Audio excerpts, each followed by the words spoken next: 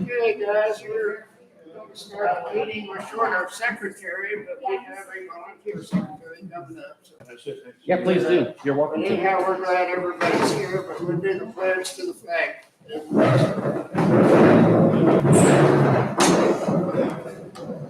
Pledge allegiance to the flag of the United States of America and to the republic for which it stands, one nation, under God, indivisible, with liberty and justice for all.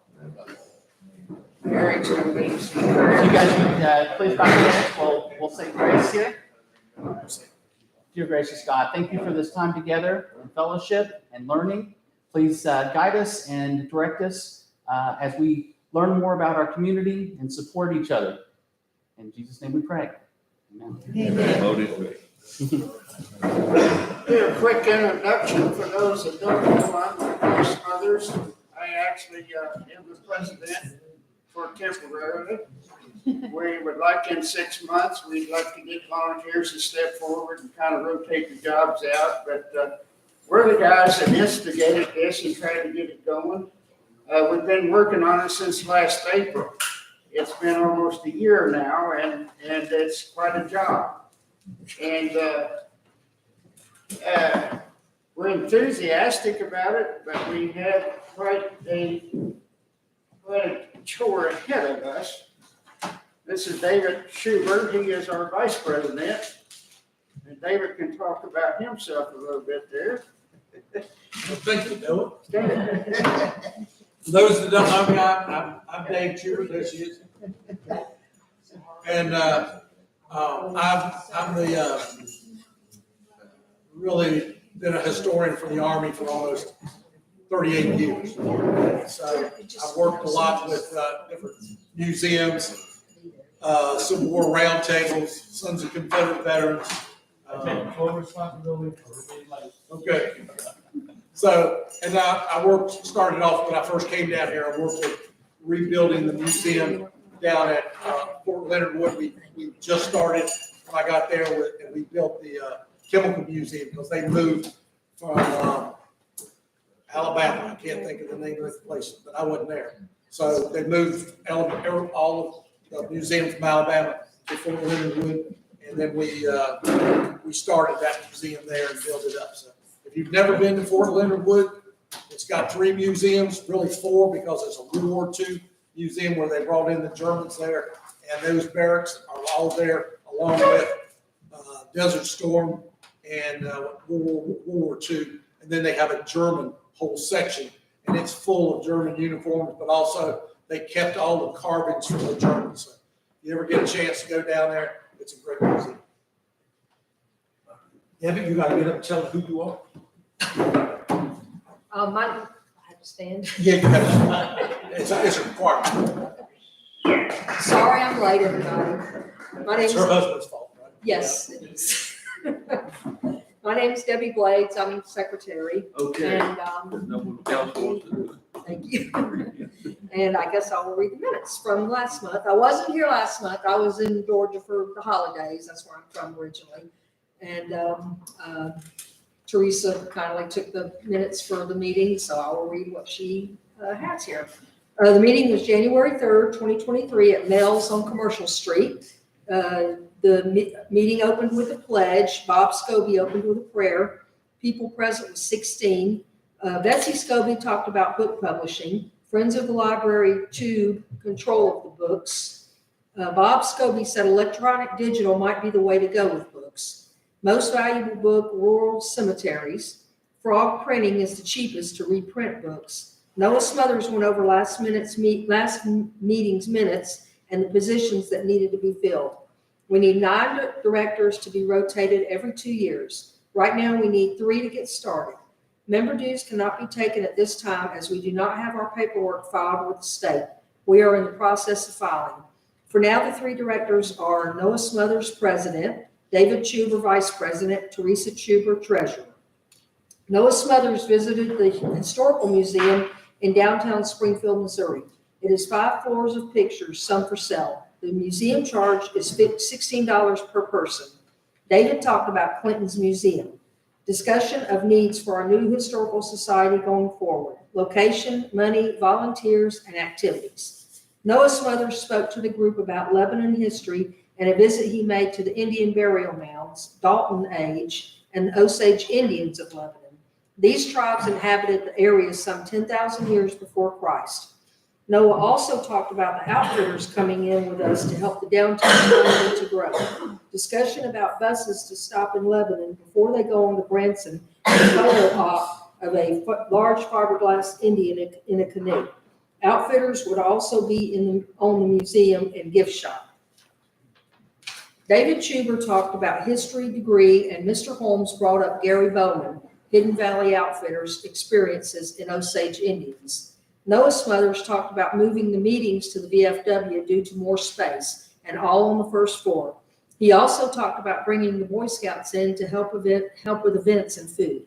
There was discussion of being able to metal detect the 10 acres of the VFW land. VFW has no smoking meeting rooms, lots of room for future activities, and meetings are not limited to an 8 p.m. dismissal time. Thomas Tate and Barley Riggs are website managers and asking for pictures for the website.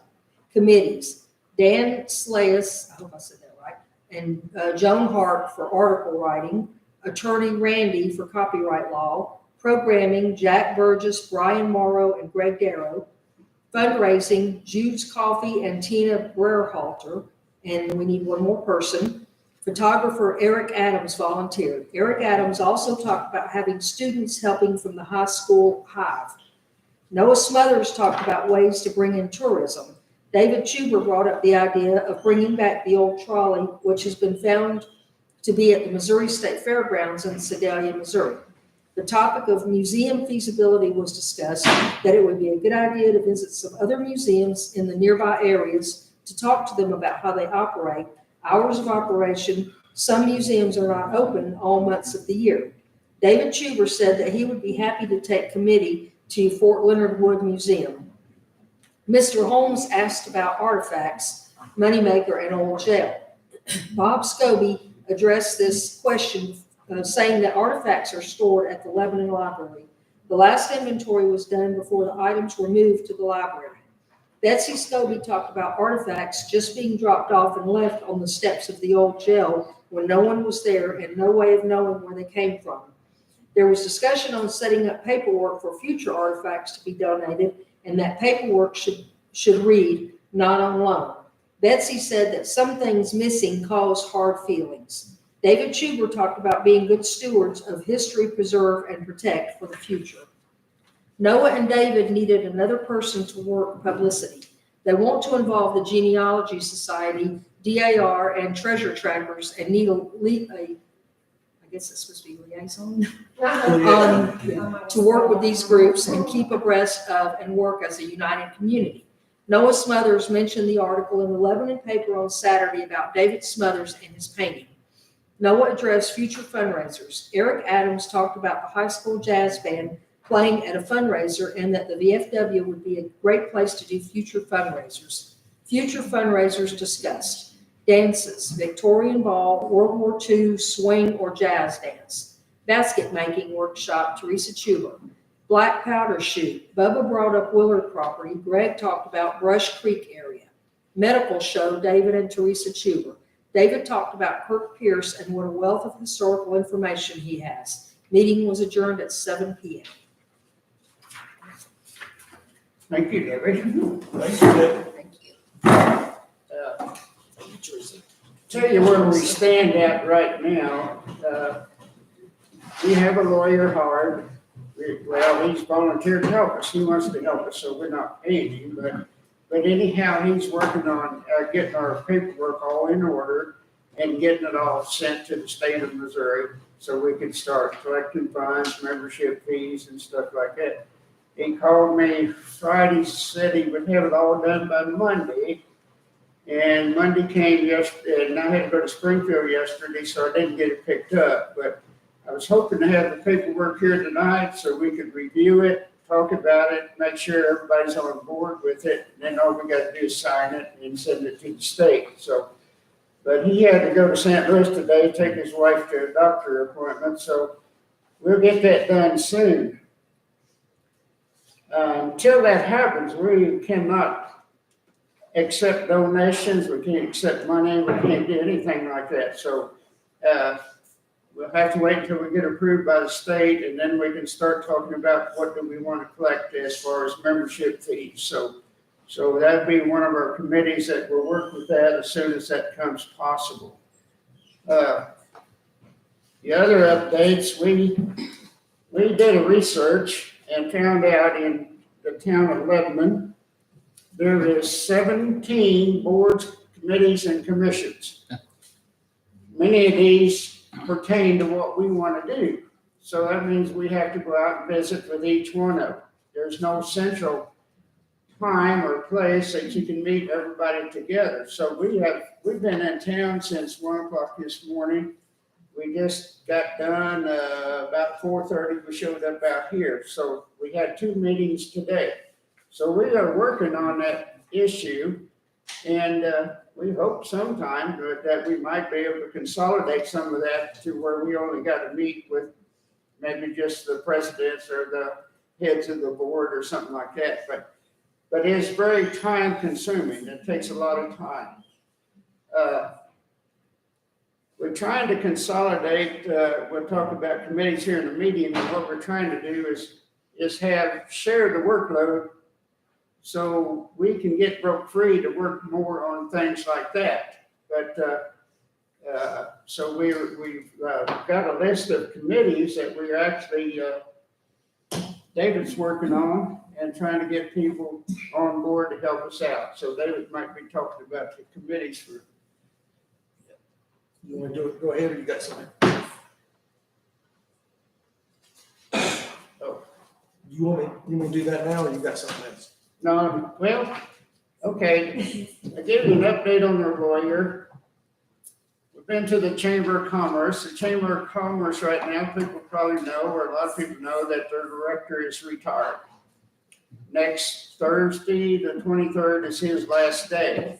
So they're in the process that they're gonna have to get a new director. I've been talking to the board members. The board members say that they're gonna review all of their qualifications to be a director for their Chamber of Commerce.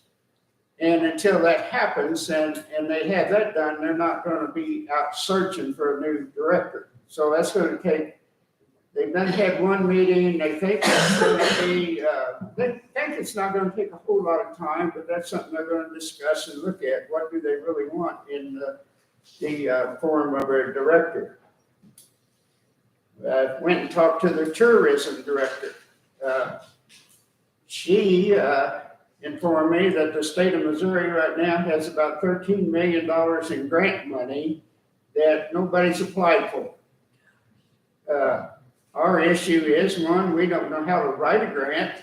The other issue is that we're not through the state yet. So until them 2 things happen, as soon as we get qualified through the state for financial reasons and all that, then we hope to find a grant writer that can help us apply for some of that money. I was looking into that. You can apply online. You don't have to have a formal page. Yeah. Okay. The state historical preservation is seeking applications right now through, I think, the end of March or April. I just got an email the other day. Can you shoot me that in mail? I can try. Okay. I'll give you my email if you don't have it. So on I that, can't remember if I sent it. on the money issue, what happened was when the original Historical Society closed, they gave all the artifacts and donations that they had at that time that were in the old jail. They wanted a place to keep them. And my understanding is the president went around and asked around the city, and the city wouldn't give him no place to store them and put them, so they ended up in the library. So present day, there's pictures up here. These pictures of all the stuff that's stored back in the library is all donations that were given to the original Historical Society. The library can't accept money because it's a public entity. So to do that, they also had on about $79,000 in that Historical Society they gave that to the library public assistance, which can raise money for the library, but with the stipulation they could spend it for whatever they wanted to. We have asked if we could get like $2,000 back of that to have some money to start with. And we've been told, no, we can't get that money back. They can't give it to us. That's in their bylaws of how they can spend the money, and it's not available for us to use. The other thing is we don't have a place. We don't have a building to put anything. And we have been searching all over. We talked to the city. We've been talking to the Downtown Association. Everybody we talk to is on board. They think it's fantastic that we want to do this.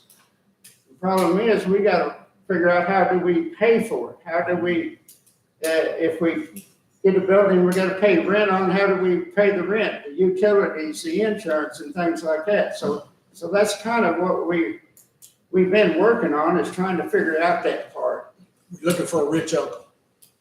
But, you know, directly across the street from the Blue Lodge, there's a couple of old brick buildings there. They're sitting there doing nothing.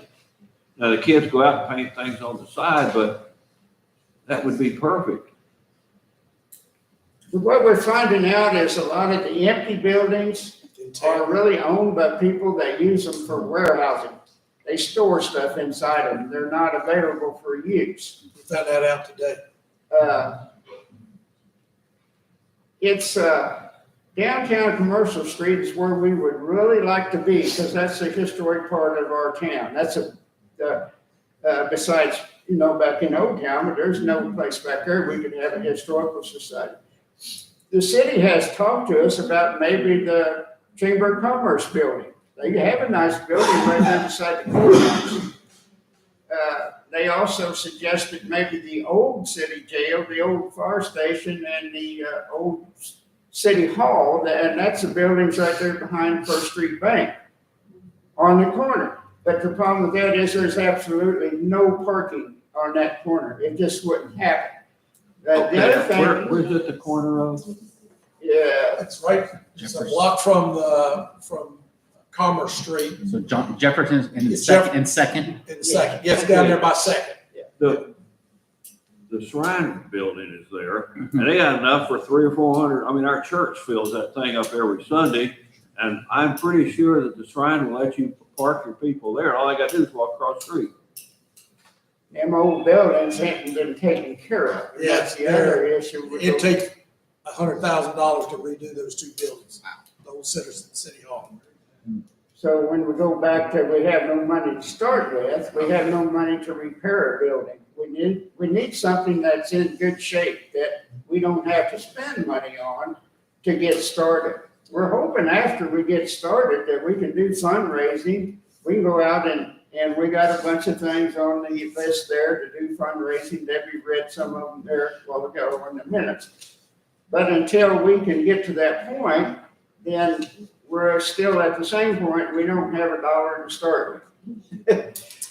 So We did see, look, one place we went, and we went back there today, is the old, it's by the Baptist church across from the Knight building, which is called, a lot of people know it as the old Cowboy Church. We went back there, we poked around, stuck our eyes in through the glass, and I don't know, Sharon, what do you think?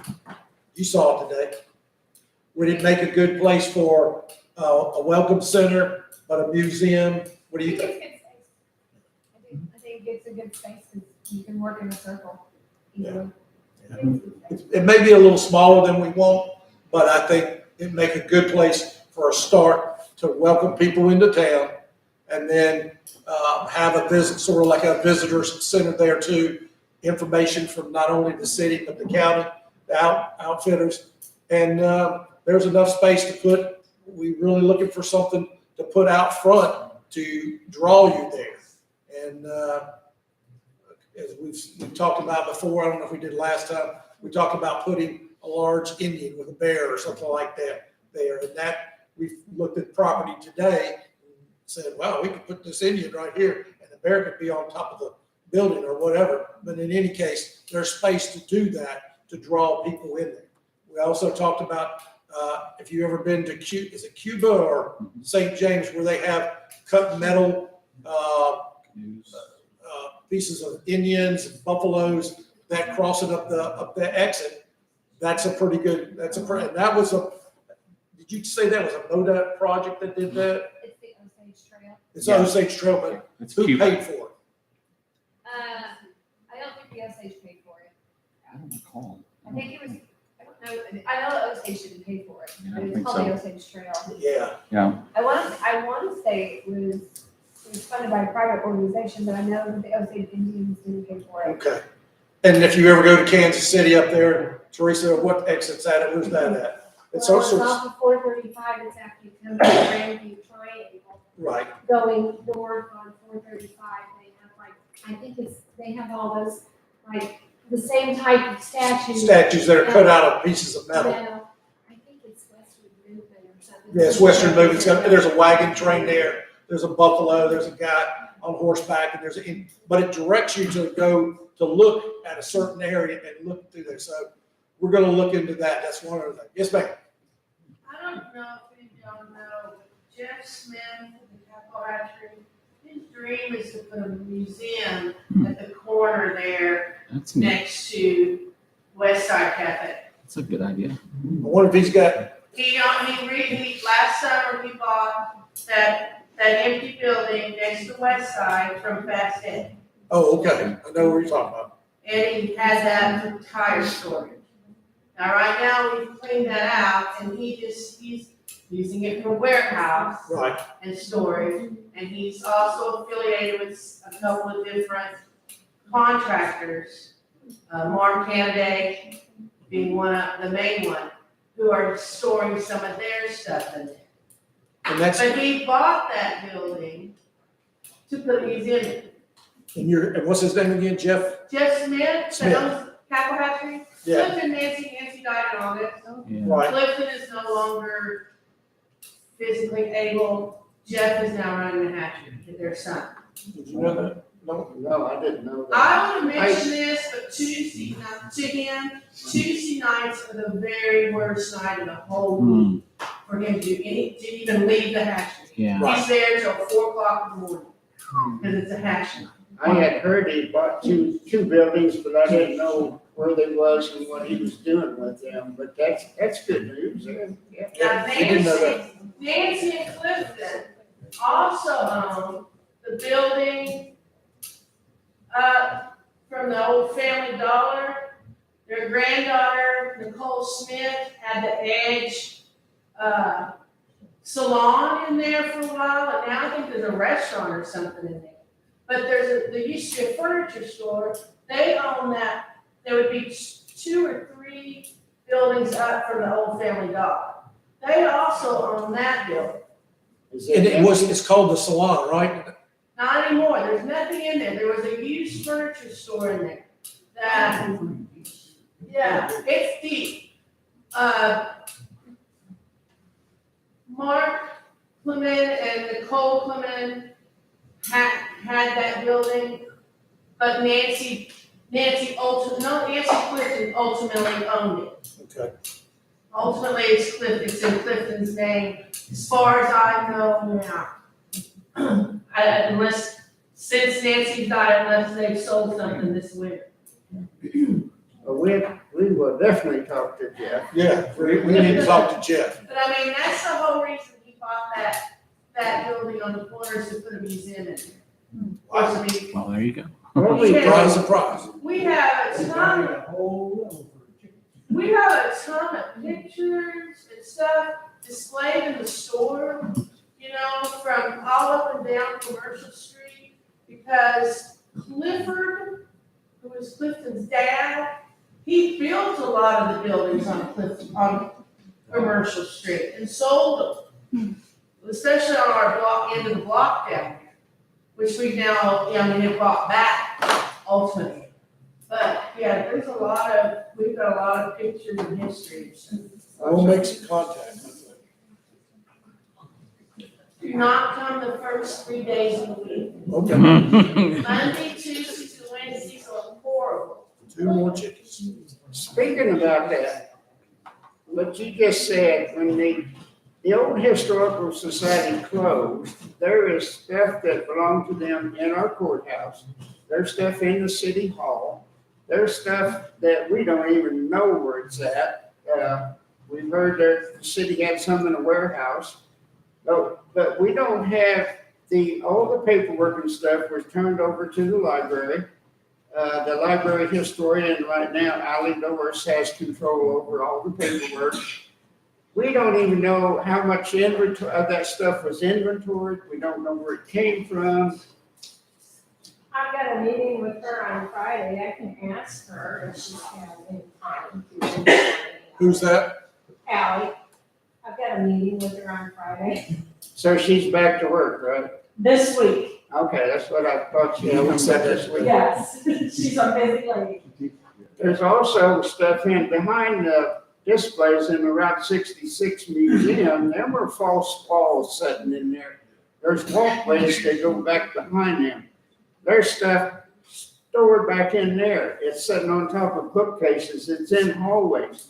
It's just all over that library. And our purpose when we started this was to consolidate, put it out to where it's all together, put it out where the public can see it again.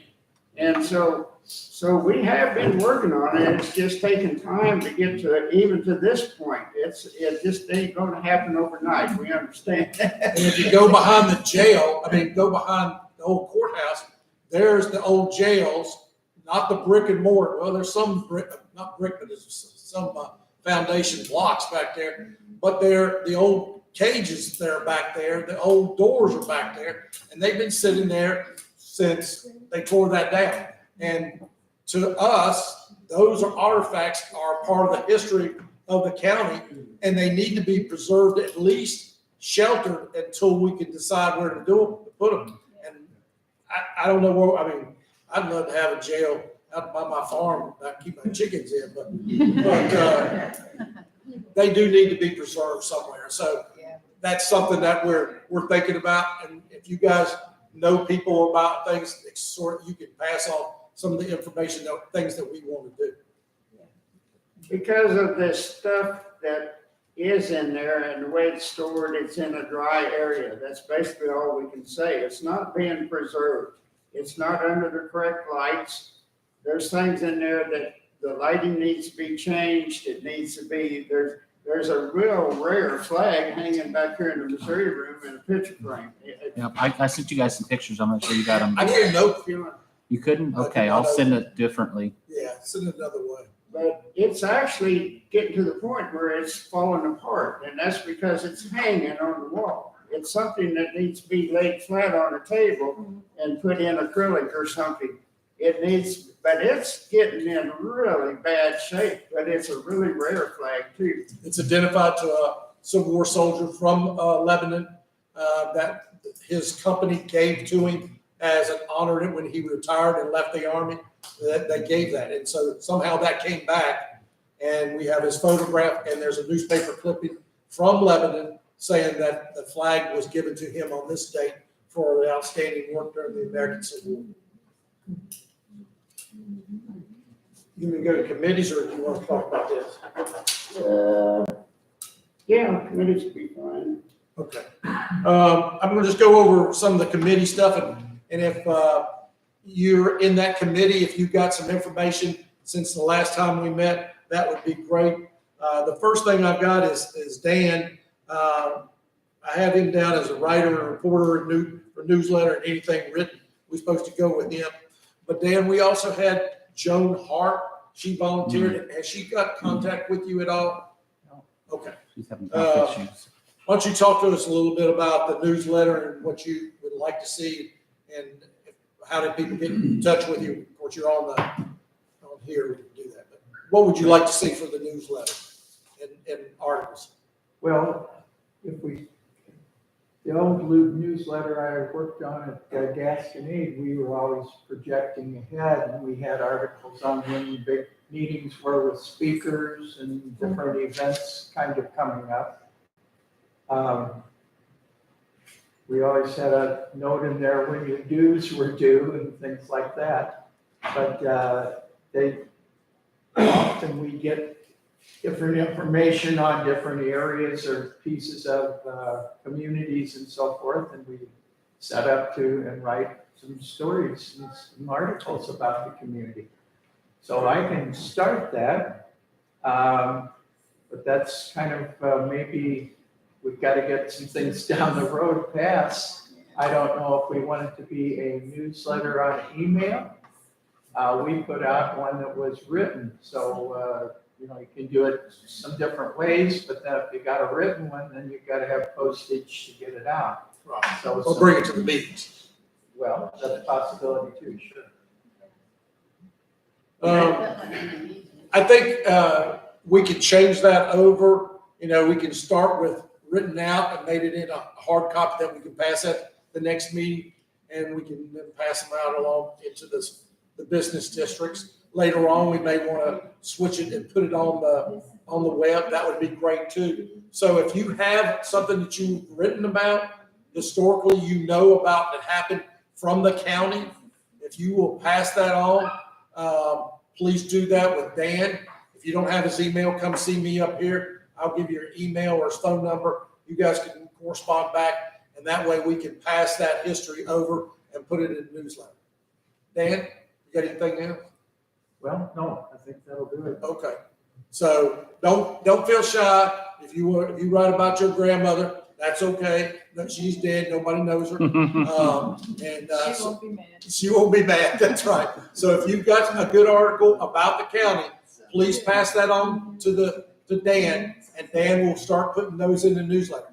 Also, if you guys have never looked on Kirk's website at what is that? Is that at the community center that he puts that on? What is it? The county board? What is that? You know, I don't think I wrote it down, but Kurt Pierce and the guy back there, Donnie Ray, Donnie Rose. have taken hundreds of pictures of this history in this town. And Kirk has gave us permission to use his photographs on their website. We can go back in there and look at them. And he's given us permission. He said, any photographs you guys want to use, just use it. It's no problem at all. So Kirk's helping us out. Where's Donnie Ray? Who's he? He's sitting right there. Oh, right there. Oh, in blue shirt. Okay. Oh, there he is. Okay. All right. I think So Donnie, if you and Dan can get together, that would be great. Even if you have some photographs, you know, even if we put it as a human interest and just put a caption underneath it, you know, First Baptist Church, 1880. Okay, that sounds good. I think, Dan, don't you also have almost a photograph of every one-room school there was? Or all but one? Is that the one where the kids are standing in front of it? See? Have you written anything about all those? Have you got an article about the churches? You have a picture of the Prospering Church down across from the campground down there. You know where the Prospering access is on the road? You see a school on it. There's a school right there. I've never been, it's kind of on our property there. I've never seen a picture of it. Is that your property here, just as you're going down the hill on the left-hand side where that school is set basically? Yeah, if you're coming in from NN, if you're coming in from Double A, it'd be on the right. Right, yeah, on the right. And there's still a foundation there. Bill Maddox went there, and he talked about trying to do this The bill. Mountain Creek that you're talking about, Yeah. I've got a picture of the Mountain Creek school that was in the house, a rock house. How big a place? It's just a real, they use it as a real school. And, This place is the cement foundation is still there, or part of the wall, but it's only about 10 by 12, something like that. It's small. Maybe a little bit larger than But if you guys can get together after the meeting, and if you need some additional emails or phone numbers, we got them up there, but we'd like for you guys to get together. And anybody that's got any articles that are local, please get it into Dan so we can get it in the newsletter. Eventually, we'll get it on the web. Okay. Next one is website manager, Barley Riggs and Thomas Tate. Either one of those here? They're not, neither one of them's here tonight. A little background on Barley, he's bought the Maple Tree Inn out there by Jones Truck Center, the old motel. He's redoing it. They've got half of one side done, he's still working on the other half. He says right now he's needing help really bad. He wanted somebody to pour some sidewalks and stuff, so I put him in contact with a guy. I'm hoping he can help him. But he said right now he just needs some help. He needs a night manager at his motel. He says, because I have to do that. I'm trying to do construction. He said, right now I'm working 12 to 14 hours a day, but he's trying to get our website up and running for us. He has started on it, and but when he gets it up and running, it'll run us $10 a month. It's not going to be very high, but it's another expense, to do that. But it's a way of contacting people and getting our name out there. So he is in the process of doing that. Next committee and I sort of messed this one up. This was Education and Event Program Manager and Planner. I originally had Greg and Bubba and Brian on there. I moved them back to where they're correctly at the museum feasibility study. So I have 3 slots for somebody that event program manager or planner.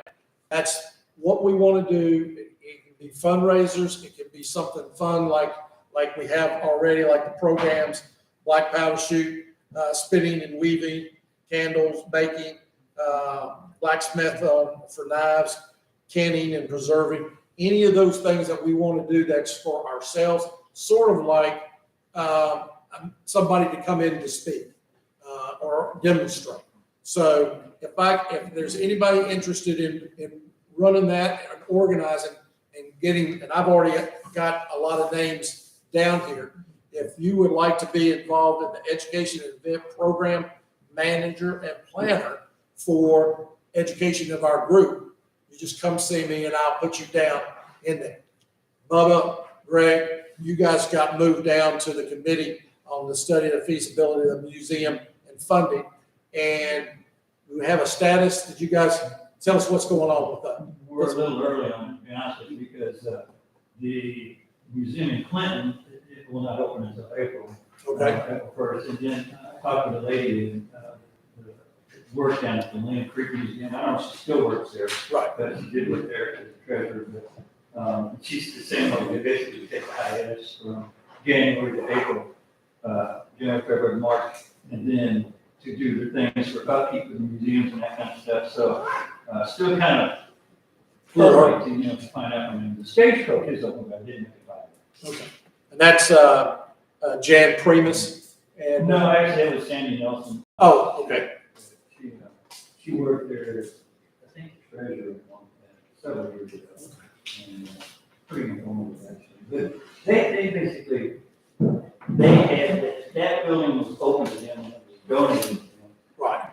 And it was, in fact, coming with the understanding that if they should ever leave that building, then it reverts back to the person that owns it. Okay. But other than that, they're free and clear. I mean, they did have to put a roof on it, which they just hadn't had enough money in their account to do that. But When you talk to these museums, find out about grants for everything from putting a roof on it or painting or doing things like that. See what they say about did they get any grants and how did they get it, where did they come from. So that'd be additional to how you started your museum. There's FDA grants for like restoring old houses, Yeah. stuff like that. Yeah, we've heard that too. So that'd be great. So if you guys could give us a good report of that next time we come back or within by March or April there when everybody's opened up. But please do that and that would be good. So I've moved you out of education to museums. Fundraising, Tina. Oh, wake up. I love it. Have you guys been down to Dallas Museum yet? no. Where's it at? Dallas. In Dallas County, Buffalo. Oh, I certainly know. I haven't. Or did it say what? I didn't even actually. They're open. I have an appointment with them on Thursday for some research. So Okay. I can get like their information and get back to you. There you go. That's one thing we recognize though, is Lebanon don't have a historical society, but Pulaski County does, Camden County does, Webster County does, Wright County does. Miller. Yeah, Miller. I was like, what? Yeah, Miller. Hey, Tina, since we got you down for fundraiser and stuff, I think we'd like to, I know you got, Matt is it Starnes with you? Steam Starnes? Matt. Who's I've Matt? only met him once. Okay. I've got his phone number. If you guys can get together, and then if somebody else would like to work with them in fundraiser, we got an open slot for fundraiser. And I have a package here, Tina, on how to do the Victorian ball. I know we can't collect money yet, but we sure can plan for it. We gotta find somebody to play it. And then, and I think we could do it right in here. It wouldn't be that hard, but I've got a package for you right here on there. Teresa, your language of the fans in here. I don't know if you want to take that out or gonna let Tina have that. But in any case, Tina, if we can give that to you tonight, and then you guys can start playing. If somebody would like to work with music, if you can, Eric, if you can talk to her about Yeah, we can maybe coordinate with the band. with the band at the high school. And if not, I've also got some flyers in here from other string bands. But the high school, I'd like to use the high school first, mainly because we'll get maybe new members or at least somebody that can play. All right. Next I've got, that was fundraising, that was Tina. And then I got Greg and then legal review. Who do we have that's doing the legal review? Noah, what's his name, the lawyer? That's Randy Suter. Randy who? Randy Suter. Suter, S-U. SUTTER. Okay. All right. Those are the ones I've got right now. But of all the committees that I needed, but I also have some ideas and I can send this out to anybody that needs them. Okay. That's all I got. No. I'd like to introduce somebody that nobody, Sheriff. Can you stand up for just a minute? She's short. What I do? You're in trouble. This young lady here is redeveloper, and she's the developer of the Cherry Blossom Resort out on the Niagara River.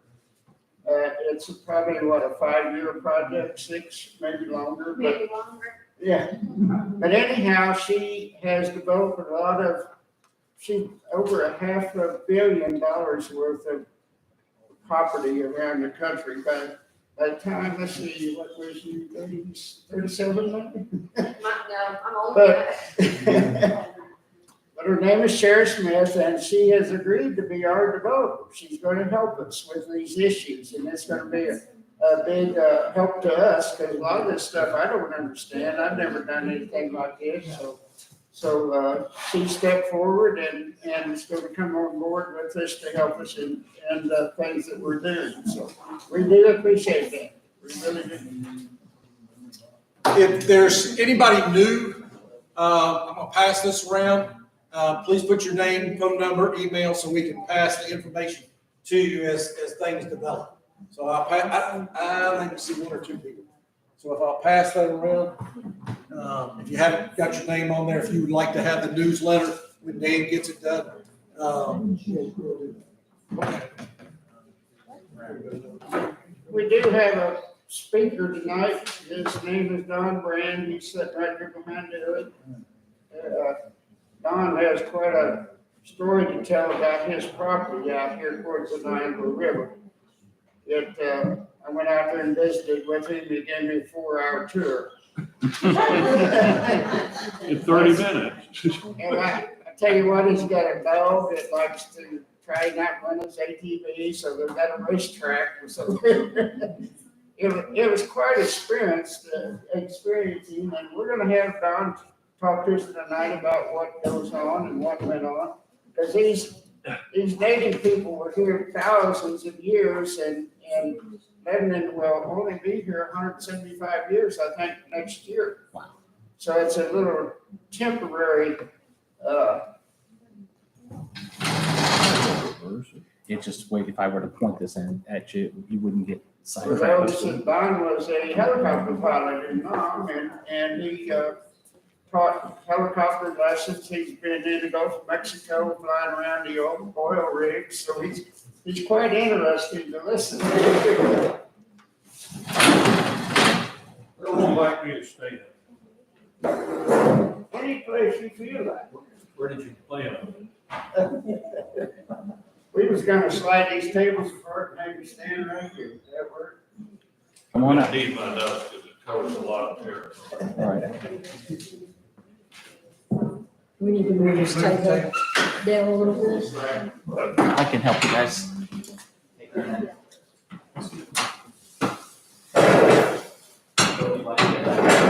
While they're moving this, I got one other committee that we sort of like to do.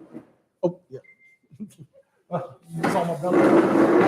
Like those dancers on the Super Bowl. Really, one other thing is we want to do a metal detecting group out here at the property. And I was going to nominate somebody that's bobbing his head back there. Let me scoot down. But I'd like to get somebody to schedule with the Boy Scouts right up here. He's right here. He's the Boy Scout leader. Coordinate with him, and we'll do a Boy Scout hunt of the property here with our group up from the metal detector. So it has to be somebody from our metal detecting treasure tracker to work with Eric up here and coordinate a time and date, and then report back next month when would be the best time for both groups to work together and metal detect the property here. Okay. Who's, is that, oh, you want to do that? He said okay. Oh, he said, okay. All right. Well, you guys get back together. All right, thank you guys. It's Raymond. Raymond's back there and he'll help. Sounds good. Okay. I spent 15 years flying for the Marines, then I moved up here in 87, and 15 years flying. Couple things. I was raised on the coast of Texas where the ground was flat like this. And my regret in life is I wasn't born and raised here. I've lived all around the world, and this is my favorite place. Okay. Next thing I want to tell you is I'm a born again Christian, and we bought some of this land. There was a lot of things I didn't believe in, but they have changed. Okay. I live in Blue Hollow. Blue Hollow is, you find it on the maps, where Mountain Creek comes off of the Niagara, about a half mile to the east. Blue Hollow goes back in there. Some of you guys may even remember Grover Ballard. No? Sure do. You want to forget him, is that what you're trying to say? Anyway, I built a place in there in 98. Every day I get up, I thank the Lord for one more day being right there. The Hollow has everything that the natives needed. I mean, there's fresh water coming out, all kinds of springs, and it runs from the southeast to the northwest. So tornadoes can come over my place, and I mean over my house, can't drop down in there. So I love it. I absolutely love it. The earliest habitation that we had there were the Daltons, and that was about 10,000 years ago. And they were not just hunter-gatherers, they followed the herds. And if you're looking for, when you find the Daltons, they were one of the first people peoples in this area that used fluted spear points because they needed to be able to penetrate buffalo and elk all the way in. So, like, to take a little bit out the place. We have I'd say about a half mile of the Niagara River. You guys remember Bill Maddox? Yeah. God, I love that guy. Anyway, I told him one time, I said, Bill, it really is. He says, why is that, Don? I said, because you got a burial mound up there. And he said, well, Don, you got 3 on that bluff right over there. So I went up there the next day, and Sure, Bill was right. There it was. It had been open. Someone had dug it up, but it was still right where he said it was. And I'd been complaining. So now that I realized we had a burial mound, I started looking around. I had burial mounds all over the place. I just didn't know what a burial mound looked like. Okay. And Raymond Wood came out and surveyed the place with me. And he said a few things, and it makes sense. The Bluffs burial mounds are the oldest. Most of those go back to the early woodland period, which is about 500 BC up to about 500 AD. So essentially, they were walking the earth same time Jesus was. Okay. So they surveyed the Niagara River in the 60s. And I don't remember the people's name who did it, but they never looked. When they did the survey, they went up and down the river, and every bluff they found a mound. But no one went down in the hollows and looked. The first day, when I came down from that bluff up there, I looked at burial mounds I've been walking on and running over my four-wheelers for a decade. You guys remember Dave Wilhite? He was my neighbor and a good friend. Dave had that farm since 64, I think. And after I found his mounds, I said, hey, Dave, hop on. I want to go show you something. Went over and showed him a couple of mounds. He said, I wish I had some done. I said, I tell you what, if you have a creek that's either dry or wet and has a shallow slope come down to it, you got burial mounds. What do you mean? I said, all these burial mounds I find, with very few exceptions, they're on a slope, a gentle slope down to a creek. I don't know what the significance of that was, but I did this thing on mounds for a decade doing research. I've only found two that were not there. And there could be a reason for that, is that we get a little bit down the road. Sometimes when a person was killed, they buried him right there. They did the burial mound right there. Okay. And there's remember this guy's name, but he witnessed that a chief was killed in a battle, and they just covered him up. And then when everybody came back, they had their official ceremony, and they brought in all the rocks and built a mound. Okay.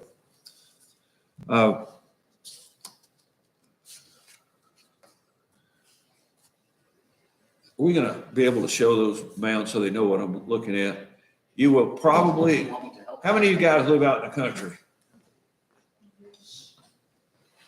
Over by Bennett Springs, possibly.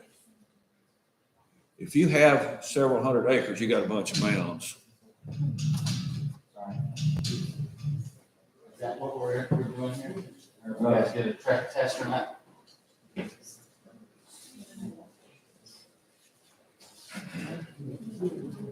While we're getting this set up, I want to tell you the story. This story is a long one, and it lasts. The story I'm going to tell you is not long, but it lasted like 3 or 4 years. Okay, we have on our bluff. There's a burial mound there, and somebody had dug it out for spear points, that kind of thing, and we had a Boy Scout crew came up one summer, and I asked him, I said, they asked me, the guy flew with the guard, he said, can we come up on your place? I said, sure. He said, well, if you come up, I want you to do something. I want to rebury a mound. I'll have a medicine man there, and we'll rebury this mound, and they'll put on a ceremony, and they'll do whatever they need to do. And that year, I was flying out in the Gulf, and the way it works out, I was working 2 weeks on and 2 weeks off, so I usually miss deer season because we have a 10-day season. And so anyway, my daughter shot her first deer, and it ran off. She couldn't find it. And season started on Saturday. I came home on a Wednesday. I got on my four-wheeler and went up there and tried to find her deer because it had a big antlers and she wanted it. So I spent 2 hours wandering around through all these brush piles and things like that looking for this deer. Never find I never did find it. But, you know, if you're like me, you can't plan this. It just happens. You'll be doing something, all of a sudden you get a song you haven't heard in 30 years. It's in your mind and it's spinning like this and going through the loop. You can't get rid of it. So I am going through these brush piles, and all of a sudden I realize I got this thing going through my head, and it's my brother the crow. My brother the crow. And I thought, what? Wait a minute, where did this come from?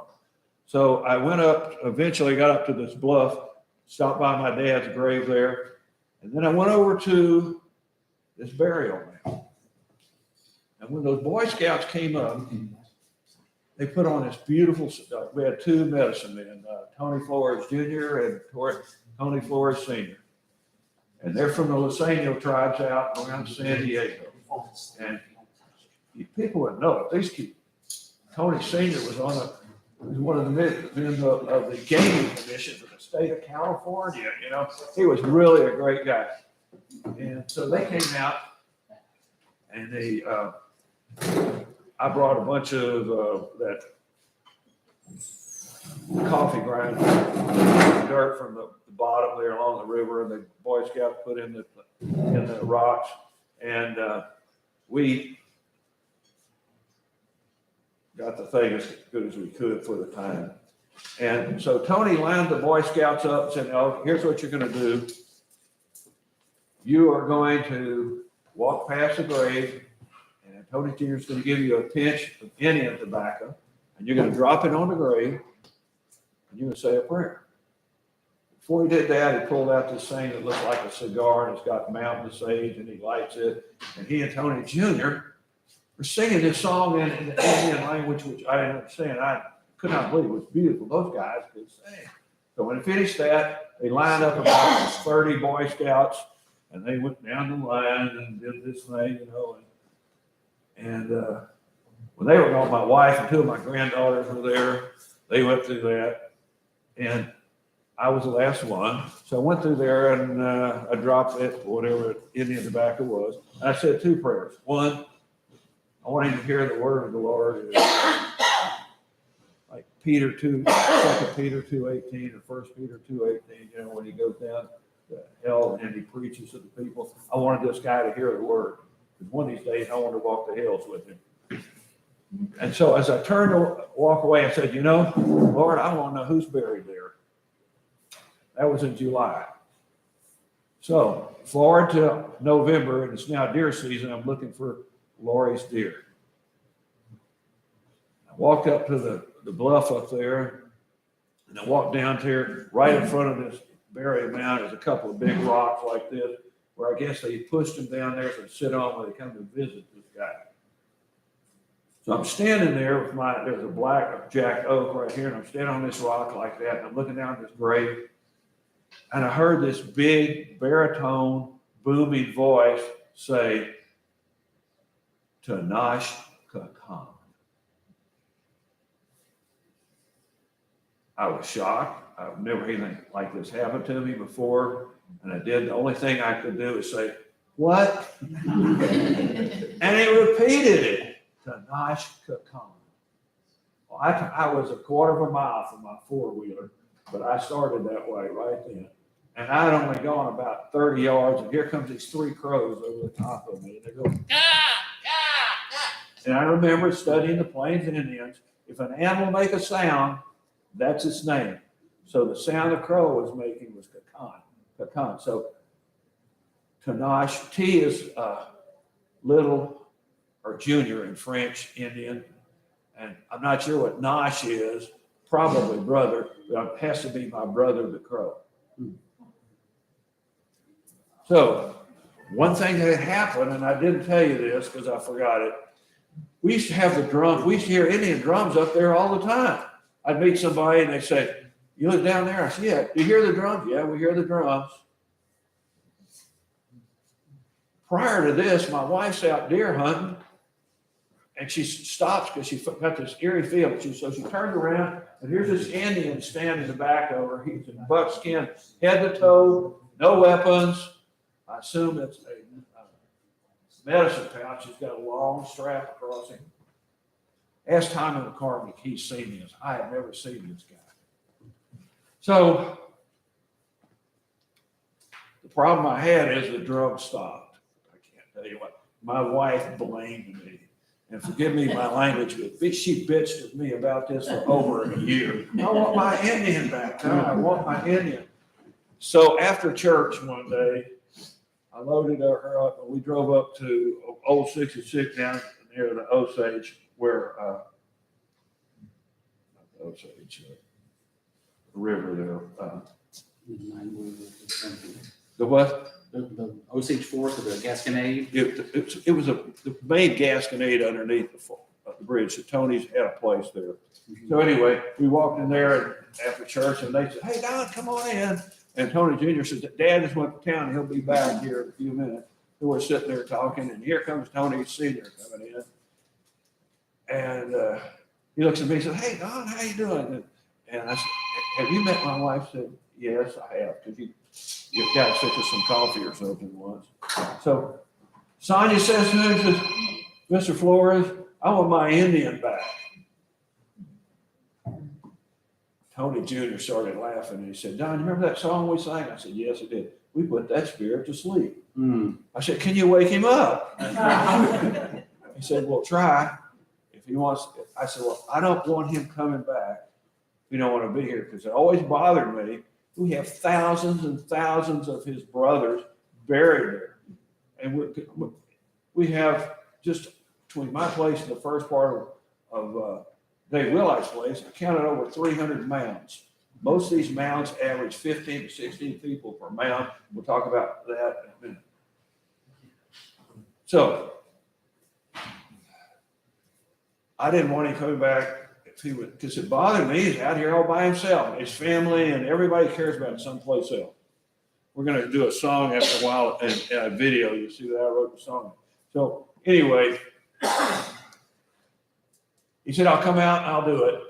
But if you don't want to come back, you won't." So Tony Jr. and Tony Sr. follow me out to our place again. And there he is. I'm standing up there about where I was when I heard that voice. And Tony Jr. standing next to my right. Tony Sr. does his ceremony like before. Then he said, "Miss Brand, that's all I can do. If he wants to come back, he'll come back. If he won't, he won't." So Tony Jr. and I turned around like this and started walking back to my Honda about from here to that desk. All of a sudden, it felt like 100 people are tasing me in the back, and it's from my waistband up to my neck. I looked over and Tony Jr. was doing this too. So that's the end of the story, except for one other thing we'll look at today. So the burial mounds out there, the hunter-gatherers in the springtime when the weather was good, all the healthy people would go out and live off the land and scattered around, so they didn't deplete all the turkey and deer and stuff around the home. Yeah. The big hill in back of that campground down there is where the Osage year-round campsite was. Healthy people went out for the spring and summer. They come back in the fall and help pull the crops out of the field, gourds, squash, beans, corn, that type of thing. Well, when people were out on these ventures, if they died, they either burned the body and saved the ashes, or they put the body up on a scaffold and let the birds do it. And then before they left, they would either put them in a basket and they put them in the way. This is, has anybody been to Okinawa or Japan?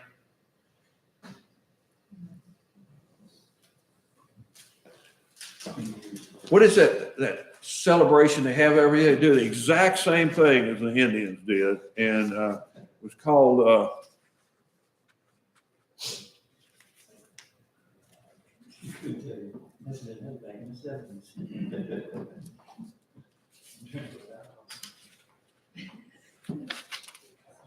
Oban. Does that ring a bell? That was their big Christmas. Everybody celebrates. Well, they're doing the same thing. Once a year, they go open up those bonds.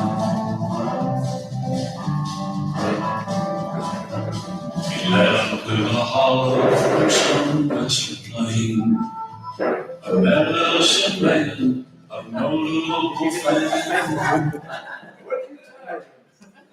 It just took off. We're almost there. Indian spirit. We're almost there. So anyway, even in Jesus' time, they were doing that. They were taking in and they would put the bodies up there on those little shelves, and they'd come back once a year and they would clean the bones and put them in those statuary, put a top on it. That's what the Indians were doing there.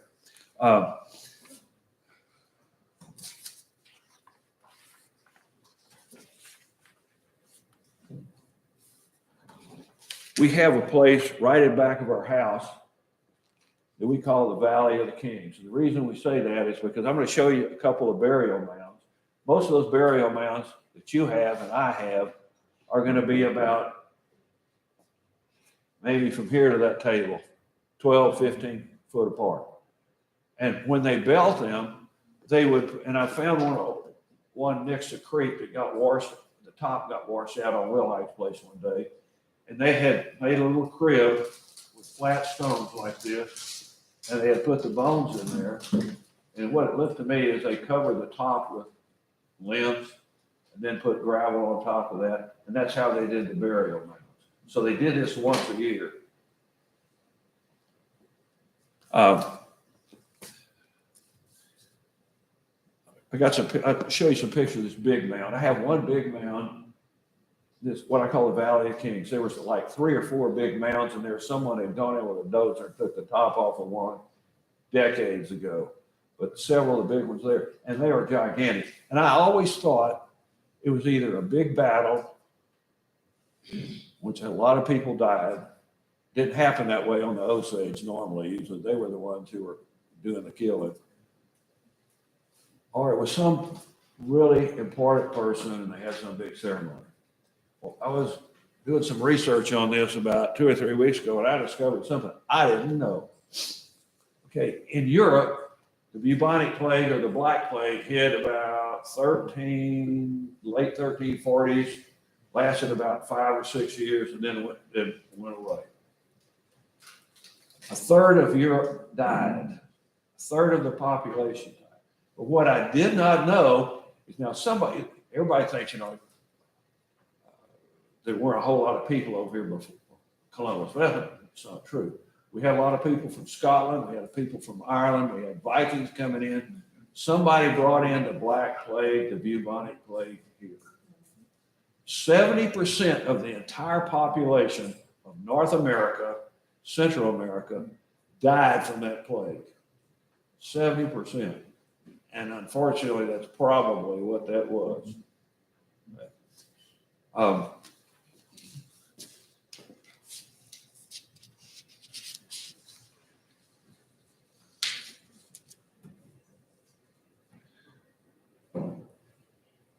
Earlier, I'd say our earliest mound builders were the Hopewell. They came in from Ohio. They stopped out there at the big mounds on the east side of St. Louis. And then they came down through the Ozarks. They started out as the Adena. By the time they got down to St. Louis, they were called the Hopewell. Hopewell had longer spear points, most of them. We found a lot of that. We have a flint mine on our place that the natives used for centuries. And what they were basically just,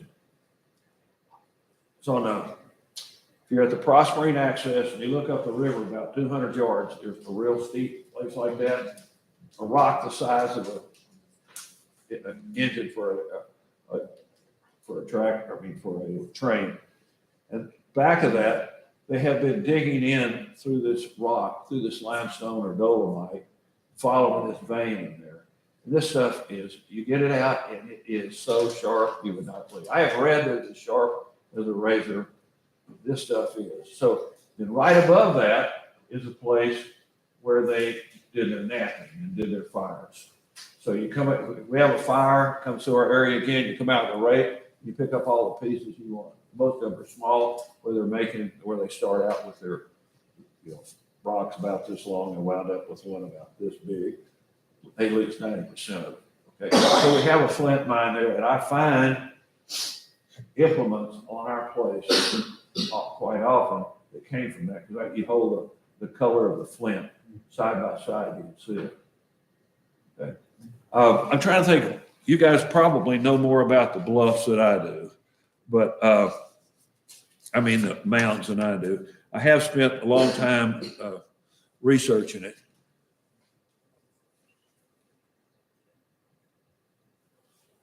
When the Osage were moved out of here in 1808, they moved them up to the Ponca City area. You remember that? I mean, not that you were there, but you probably read that, okay? I called the Osage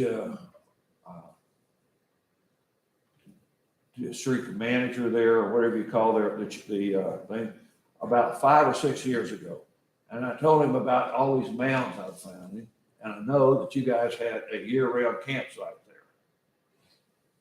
there. And people tell me there's no record of the Osage building any mounds. So this guy says, well, I can tell you this.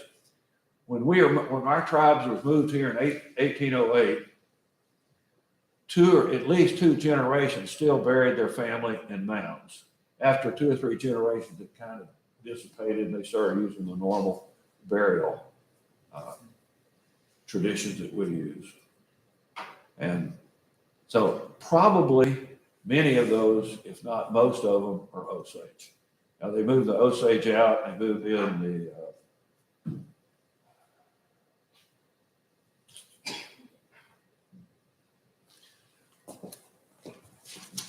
one of these days, hope you get to be as old as I am, because I forget names, you would not believe it. The Cherokee, the Shawnee, and the Delaware moved in. I don't know, there's no record of any of them doing any of that. Okay. So most of these burial mounds are going to have, and I'll be glad to, if you guys want to see what burial mounds look like, is give me a call and pick a nice day, afternoon, when I'm not working. I'll take out and show you how to find burial mounds. Because once you know what to look for, they're easy to find. Burial mounds are like this. Now, there are places that come down the side of the hill that look like round, like that. But they're not. Some of them, sometimes you look, you can't tell for sure. Do we have with deer and a turkey? Sorry. Do they, anybody have ground penetrating radar access? I'd like to see what because I know they found brass bells. So there were people coming all the way up the Mississippi River, coming into, eventually getting into the Niagara. By the way, the Niagara River was Daniel Boone's #1 favorite hunting for not for deer, but for bear. Oh. So it's nice to know he was on my place, because when it came up, he would have made a right turn up Blue Hollow and get it a mirror. Okay. It's pretty interesting, actually. I mean, I live in Elbridge, just outside of Kansas Road, but of course, we knew Indians was in the area and that kind of thing, but I never ever dreamed that there was burial mounds around. Never. It's cool.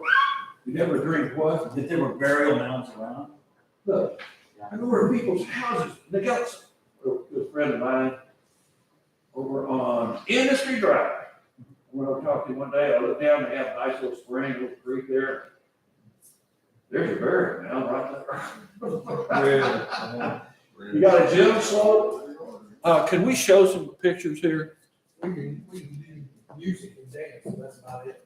You what? We can bring up the music.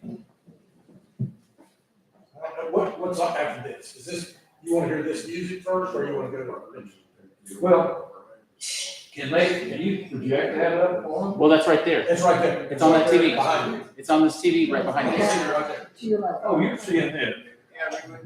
How did I miss that? I don't know. I was worried you go back into it. I did. Start this over. This is about Tanash Khan, and I've gone up there and done this for him, and still he's pissed off at me. I don't know what I did. Now you'll have to tell that over. He had good water school, call it blue love for the morning sky. His tribe grew and prospered, and then he went storm, leaving his people behind, both wise and strong. Carried him to the bluff where the earth meets the sky, sun sinking low and eagles on high. Now he walks the hollows, the hills and the streams, cries for his people, sometimes he screams, remembering the days of his living years. The sentinel will remain till the shadow disappears. Shadow guards the graves and the burial mounds. He visits the mountain where his own family's found. Touches the spot where his dear wife lays. Cries and remembers her gentle loving ways. Time to the sentinel means nothing at all. Centuries fly by as kingdoms rise and fall. With one eye on the future, one foot in the past, longing to see his people at last. But he walks the hollows, the hills and the streams, cries for his people, sometimes he screams, remembering the days of his living years. The sentinel will remain till the shadow disappears. Looking so quietly in the blue morning haze, he visits the bluff where his own body lays. You can hear his drums in the valley below. Tanash, Kakan, my brother, the crow. Tanash, Kakan, my brother, the crow. Tanash, Kakan, my brother, the crow. Tanash, Kakan, my brother, the crow.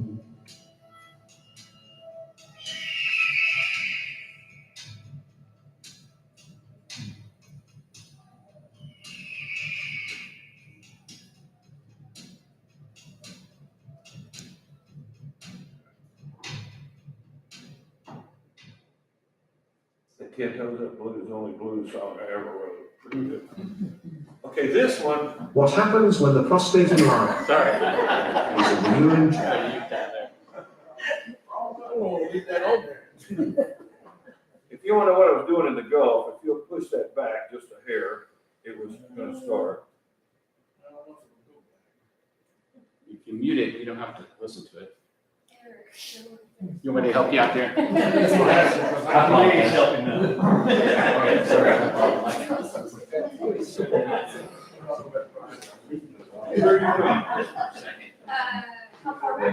We'll let you go past this. Yes.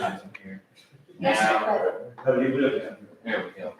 That's what we wanted to see. Is that what you want to see? Yeah, I think that's what he wanted. Bob, Is this what you were wanting to see, Don?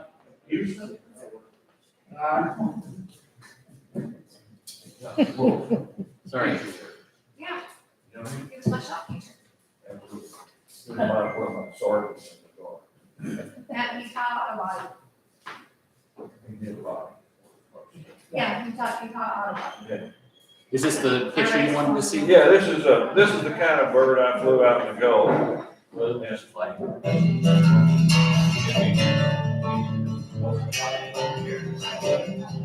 want to play that?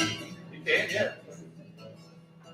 14 off, 14 off, up and running at the break of dawn.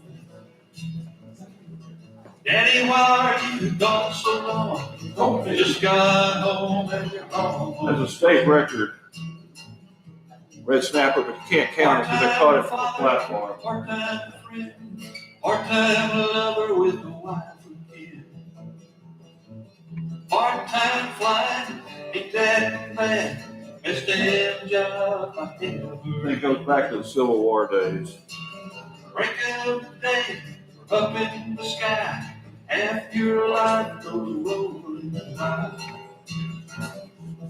Warfield pilot, in the eyes, 'cause we live and die in that hard. Best fish story of all times, right there. Yeah. 'Cause we live or die in that hard field sky. Never born and he won't get rich. Favorite days in the village. Flying off field workers and their supplies safely through all field skies. So that's how it is, how it's gonna be. All field trash, best I can see. Some days are tough, I won't complain. I'll get up tomorrow and do it all again. Break of the day, up in the sky, half your life goes rolling by. Warfield pilot, it's in the eyes, 'cause we live and die in this hard sky. 'Cause we live or die in the hard sky. 'Cause we live or die in the hard sky. See the little tornado here? You? That 11-foot hammerhead? Tried this strange 10-second technique tonight to reverse my blood flow while you sleep. Most people. This is, oh, it's somebody's to be believed. This is what happened. There's a platform, or was out there, Gulf, called South End 277, 230 foot of water, beautiful crystal. The biggest fish of all the, I used to service about 2 dozen platforms, all the biggest fish Continue to on take this lunch. one platform. Back these 2 cages, I pointed at one out there. I've been flying around for over a dozen years. And when you're at 70 foot up in the air and you got a big fish down there, you can't pull him up with a lot of room. So we had what they call a bridge gate. There's a treble hook, this big around, you put on a 5/8 inch rope, let it down there like that. So these guys have come over and helped me pull this damn thing up to the production platform. And I appreciated it. And so the same thing happened the day before that. I kind of lost my temper a little bit. I'm sick and tired of every time I catch a big fish. You want to tell me about some big fish you caught on Eugene Island last year, and you had to use a crane to get it out of the water. God, you should have been up about that. You should have been over at Eugene Island 363. That group was so big, we had to use a crane to get it out. The next day, back on the same platform, that's when I hooked. I didn't know it was a shark. It dragged me across the platform. I was trying to pull him out. He dragged me back to the rail. An hour and 20 minutes later, I started seeing something white. The water down there is beautiful. You see that? I see this white. I got a big grouper, and that's his belly. It comes up with his damn hammer. So I lowered down this hook. It wouldn't penetrate his skin. Finally got him to the heels like that, okay? So I'm pulling on this thing. I hear the crane go on. I'm not going down there and hook him. So I go down to the platform where the people go down there. And let the crane down. I hook it to the loop in the rope. And I lift this left-foot hammerhead up. And it's me standing on the platform, right where I sit my own little tantrum today. That's the true story. Okay, look, thank you for listening to me. Okay. Thank you, sir. Would it be possible to get you to kind of like organize a field trip so that at a specific time where a number of us could all come and, you know, you wouldn't have to go through the same thing every time. description every time? Like a tour director. Yeah. Come on, Marie. Hey, let me tell you. Better have your hiking shoes. I have to tell my kids every day in school, look, 85% of my hearing and 100% of my needs. So if you're a low talker, you will have to repeat yourself. Don, you want to talk about all the trees you planted back out on your property too, the ponds and the. Oh, I put in, okay, that was 14 years ago.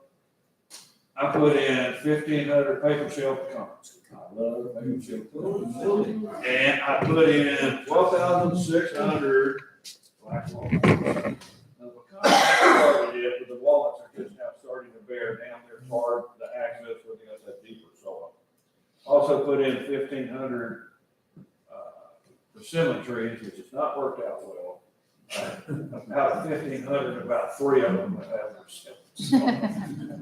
But the plums are starting to do, and I did that so they would have, the turkey and the deer have food and keep them there. And I put in white pine down the road so people couldn't ride down the road and shoot deer. Put 1,500 of those in there, and after the first summer, deer eating all but 50. Yeah. And come springtime, they got the other 50. But I've been planting chestnuts. If you guys like to hunt deer, we tell you, I've got probably 8 or 9 pear trees on my place, 2 or 3 apples, lots of.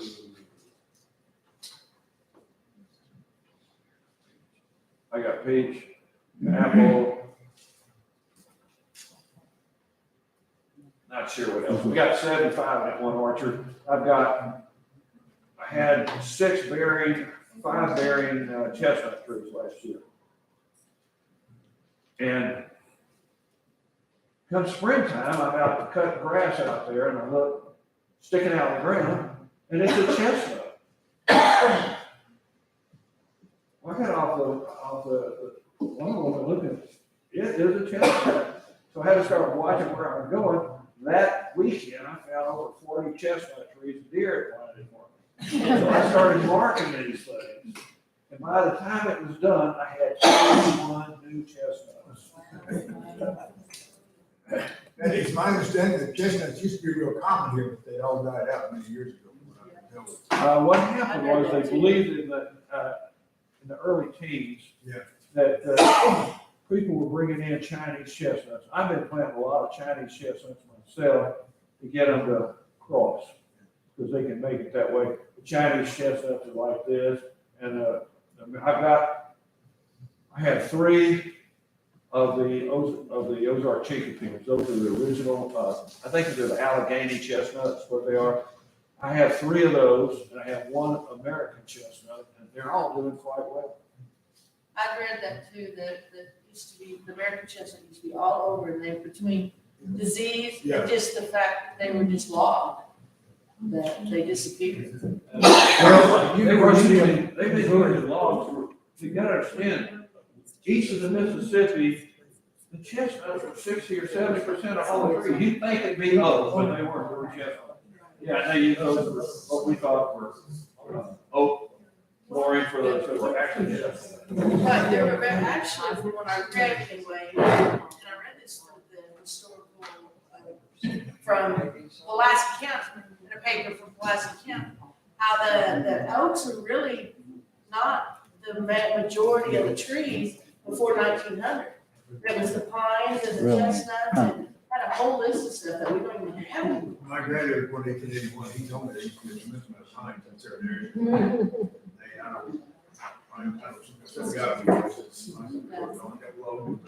Between logs and when they started logging, the diseases came in.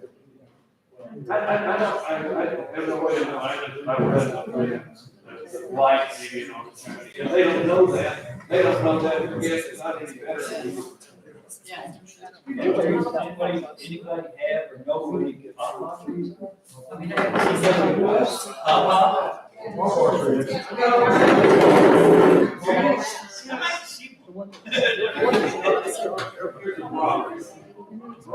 don't get rock.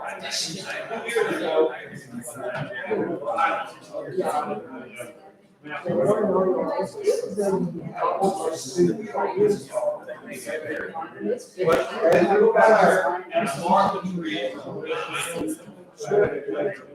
That's the mission.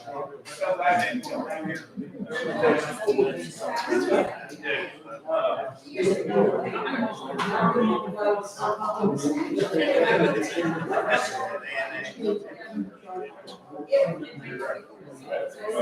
Thank you, sir. Thank you. Appreciate it. Dean, we got any My more pleasure. things we need to go with?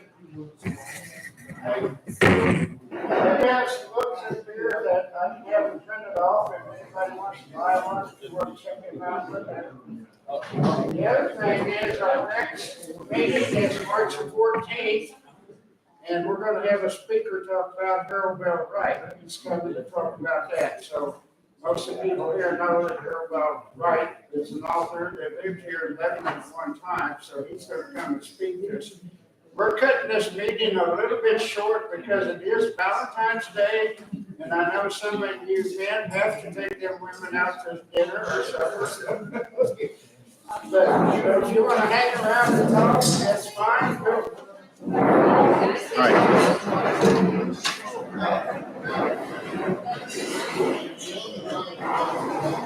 right.